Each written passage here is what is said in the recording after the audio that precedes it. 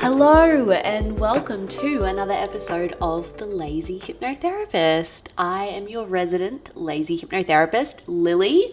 I'm a trainer of conversational hypnosis and a certified hypnotherapist. And in this podcast, I teach you basically all about what I do, how I do it, and I try and break down hypnotherapy a little bit and steer it away from the misconceptions that are so often associated with it and bring it into the mainstream as much as possible as a really valid, incredible way to work through whatever it is that you're going through. Welcome. Whether you are a practitioner or you are just listening to this because you're a bit interested in hypnotherapy, mental health, this episode is for all of you because it is about social anxiety and the holidays, which we know are so interconnected. But before I get into that, I just wanted to do a little announcement that I have a live conversational hypnosis training coming up. Now, off the top of my head, the dates, it is either the 16th and the 17th of January or the 17th and the 18th of January. I don't have a calendar available to me right now, but it is the Friday and the Saturday. So basically on the Friday, we do it from 6 p.m. until 9 p.m. And then on the Saturday, we do it from 8 a.m. until 1 p.m. So it's a 2-day training. And in that you learn everything you need to know about conversational hypnosis. I give you the exact tools and ways to do that.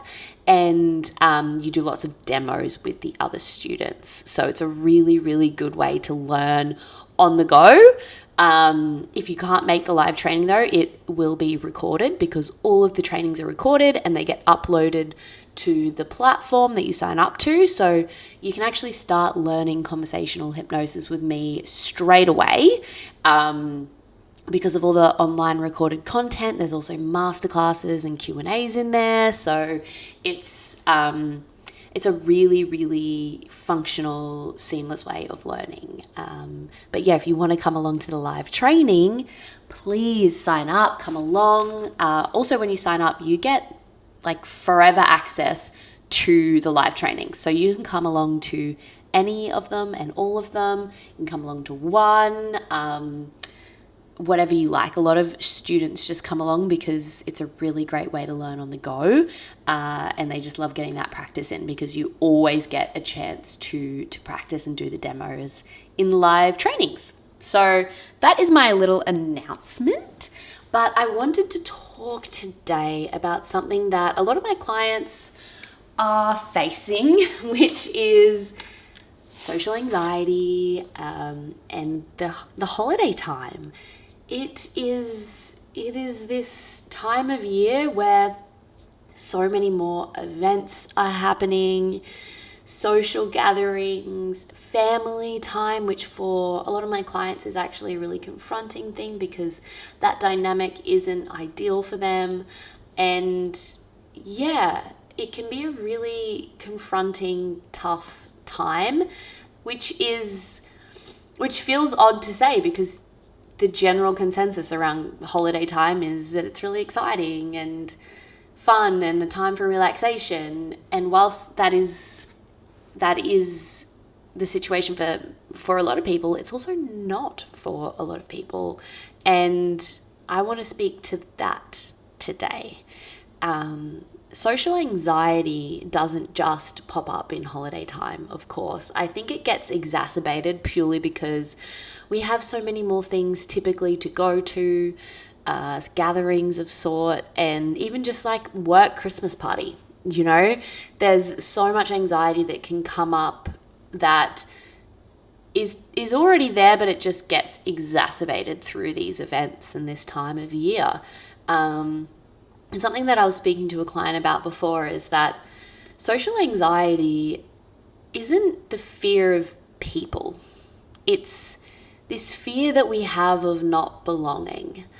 It's not that you're scared to go to a gathering or an event because you're scared of people or being around people or anything like that. It's that you'll be around people and you won't be accepted and you won't belong.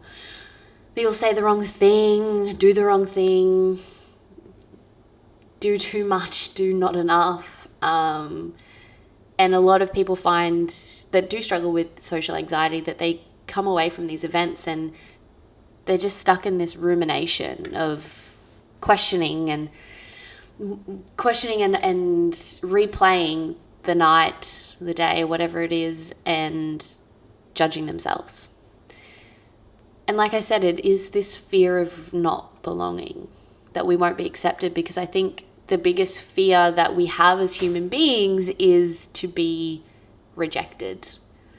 And that goes back to our evolutionary makeup of, if we were rejected, well, then we would be alone and we would be much more in the firing line for danger and predators because we didn't have anyone to protect us.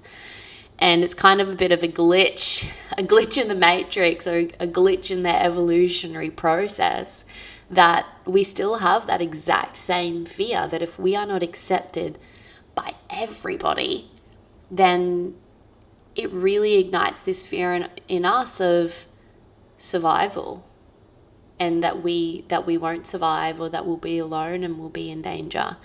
But we don't recognize it as that in the moment. We just recognize it as this physical sensation of maybe your heart beating really fast, maybe you feel a bit sweaty, maybe you feel a bit faint, get a bit of emotional, however it is that anxiety shows up for you.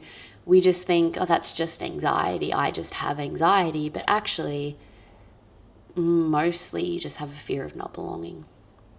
And a lot of the time, that fear comes from moments in our lives where we feel like we haven't belonged or we have been rejected, and it's left a really big impact on us. This starts really young. It starts when we're born. We start to imprint all of these different ideas about ourselves, about the world, and how we relate to others. And trauma exists in so many different ways and so many different levels, and small, big, whatever, it matters. The trauma matters based on how it impacts us. And so we have these traumas that seemingly are small or seemingly insignificant, where we get rejected when we're younger, or someone in the schoolyard says something to us and it makes us feel a certain type of way about ourselves. We misunderstand something, or, we don't judge something accurately and we take it to mean something about ourselves. We are a sponge when we're younger and when these social anxieties are developed. And basically we're just kind of walking around taking in all these messages about ourselves and the world and how we should or shouldn't be in social situations in relation to other people. So our biggest fear when we're younger really is not belonging to a tribe. And, it's like in school, it's almost just safer to be the same as everybody. Like, typically anyone that is a little bit different when they're younger or is quite unique, just kind of stands out from the crowd in school, is made to feel like they don't belong. And it's so much easier at the time to just be the same as everybody, because then you don't get pointed out or made to feel other. And so we all just try and be the same when we're younger, and we all just put on these masks. And I guess that's what we call anxiety. Is the anxiety comes up and it goes, no, we need to be accepted by everybody and we need to feel like we belong. So you need to do and be these specific things that will make you feel like you belong. And you need to worry so much and ruminate so much if you're not those things, or if you are trying to be those things but you're not sure, you need to worry about it so much to be on alert and to be aware and to be hyper fixated on yourself so that you are safe. And honestly, sometimes in school and these kinds of situations, it sort of works because it is a bit safer in school to just be the same as everyone so that you don't then have to stand out, and there's bullies in school and things like that. Like, it probably is a little bit safer to just blend in. Doesn't necessarily mean it's the best or the most healthy thing for your self-esteem or anything like that, but kids can be cruel. So we develop these coping mechanisms and they just stay with us throughout our whole lives unless we take the time to infiltrate and go, hey, actually, is this helping me anymore? Is this protecting me anymore? So when it comes to the holiday season where we have all of these events, it's really triggering within us, am I going to belong? Am I going to be made to feel other? Is everyone at this social gathering going to like me? And I really need to think very hard about this, which is exhausting. Anxiety is truly exhausting because it takes up so much of your mental energy, which is why that social battery drains so much. And then we don't have anything to give because we're so worried about how other people are perceiving us. And I guess that's probably like the biggest struggle that we have as human beings is worrying about how others perceive us, because it makes us feel that we are either safe or we are in danger. We really, really want to belong to a tribe where they accept us, they bring us in, they can support us, and they can make us feel safe. And I was actually just recently at the first Christmas party of this season, and it was one where I went with a friend, but I didn't know anyone else that was going to be there. And this was a real get out of your comfort zone thing for me. I wanted to go and I wanted to do it and put myself out of my comfort zone, but I was a little bit nervous because there's all these people that I don't know, and you do naturally come up with these questions of, are they going to like me? Am I going to fit in here? Am I going to have a good time? And really what your body is saying there, what my body was saying is, are you enough? Are you enough? Are they going to want to bring you in? And it's such a natural question that we ask ourselves, are we enough? And it was a really big growth experience for me because I went in there and I just kind of said to myself, I am enough. And I'm going to go to this party and just have a really good time because I don't need to question that, or I don't need to be thinking about that because I am enough. And if people want to chat to me and get to know me and I'm going to put myself out there, that's great. But if they don't, well, it doesn't determine whether or not I'm enough. And that has come from years of working on my own inner self-belief, but also my feelings of safety within my body and within my world. And when we feel safe, we feel calm and centered, we can go into any situation and feel like, you know what? Even if this scary thing happens, I'll be okay because I can handle it, because I trust myself. And a lot of social anxiety is lack of trust and belief in self. Like I said, it has nothing to do with the other people. It really has nothing to do with the other people. It's not a fear of people. It's a fear of, am I enough? And that's kind of the age-old question. It's one of the biggest things that I work with my clients, even though it maybe starts off as a social anxiety problem or eating disorder problem or whatever it is, a lot of the time it comes back to this simple question of, am I enough? And I don't know why this is our biggest question that we doubt ourselves with, is if we're enough. I mean, what is enough? Like, what is enough?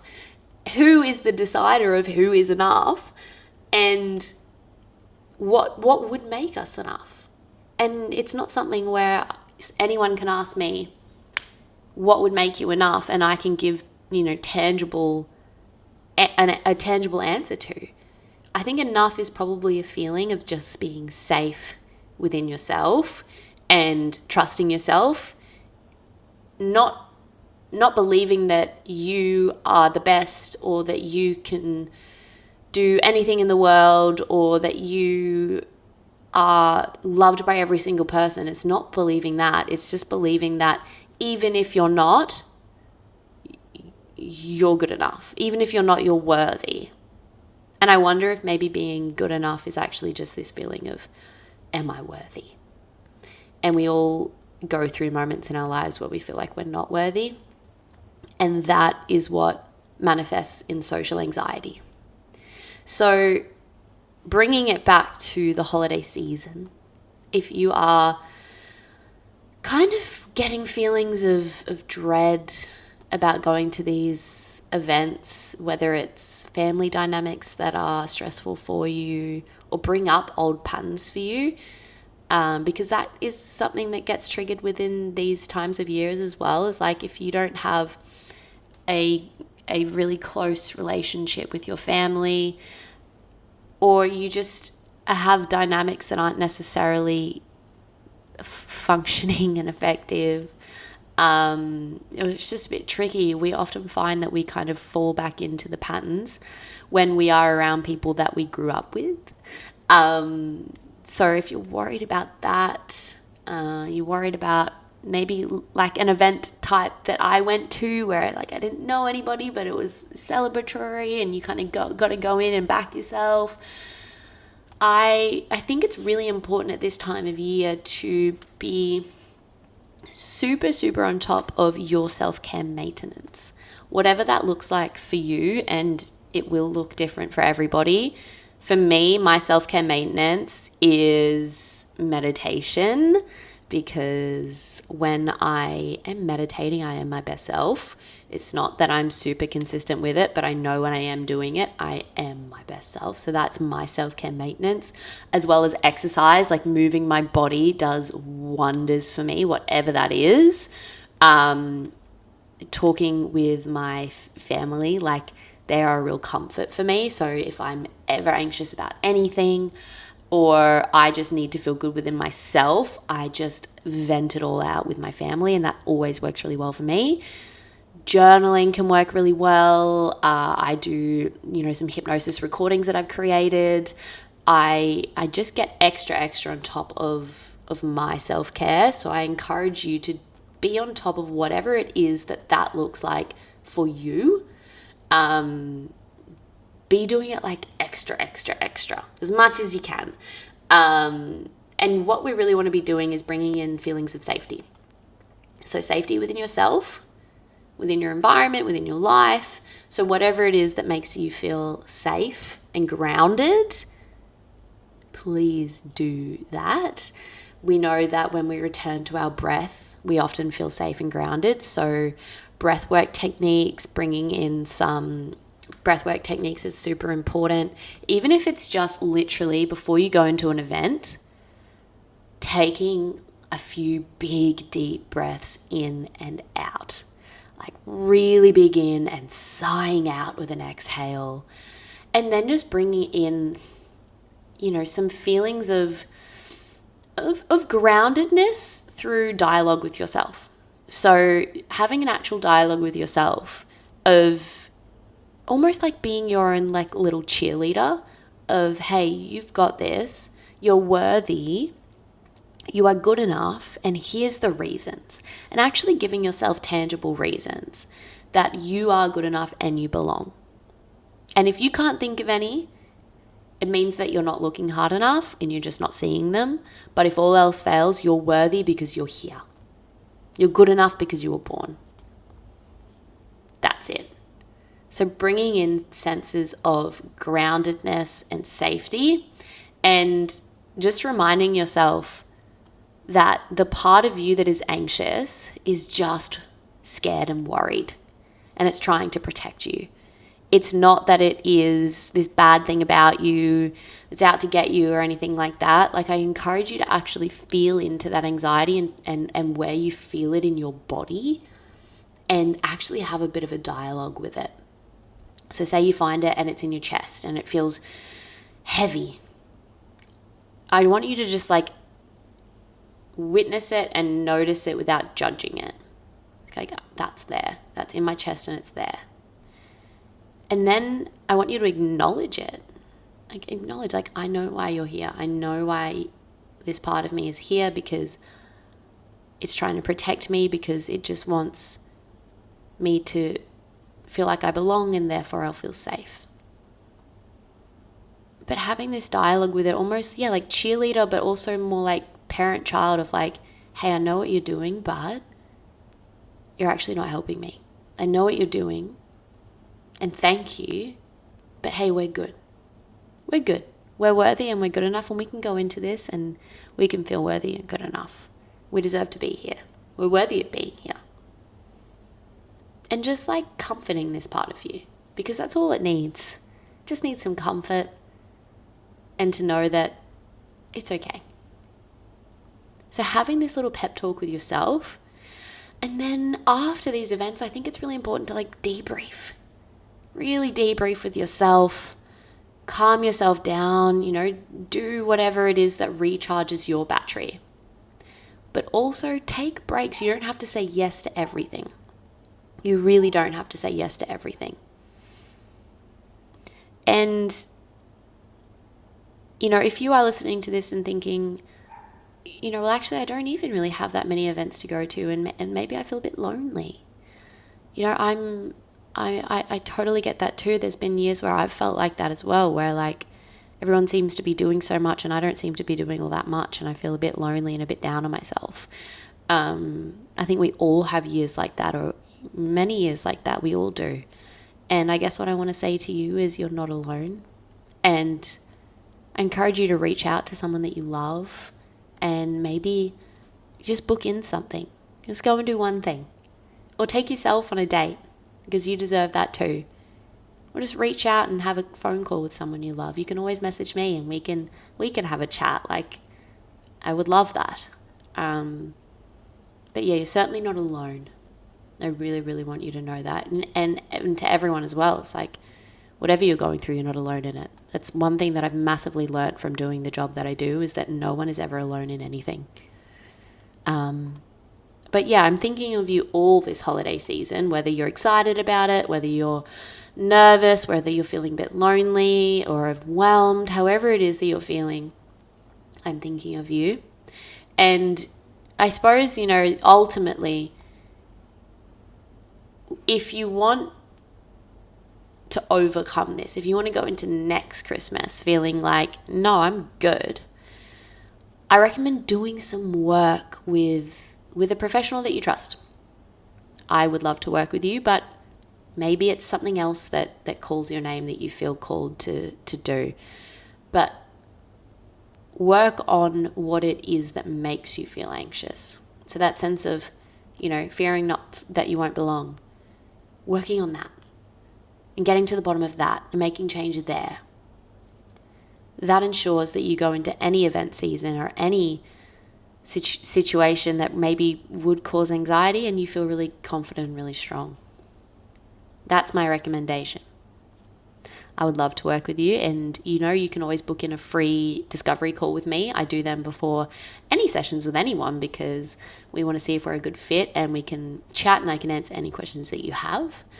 But yeah, thank you so much for joining me today. I wish you all a Merry Christmas, and I'm sure I'll speak to you in probably next week, but if not, a couple of weeks. And if you want to come along to the conversational hypnosis training in January, please, I would love to see you there. We've got so many cool practitioners in there. We've got counselors, kinesiologists, hypnotherapists. We have nutritionists, dietitians, coaches. Come along. You're absolutely going to love it, and it will transform your therapy practice. So I'm excited to see you there. All right. Bye.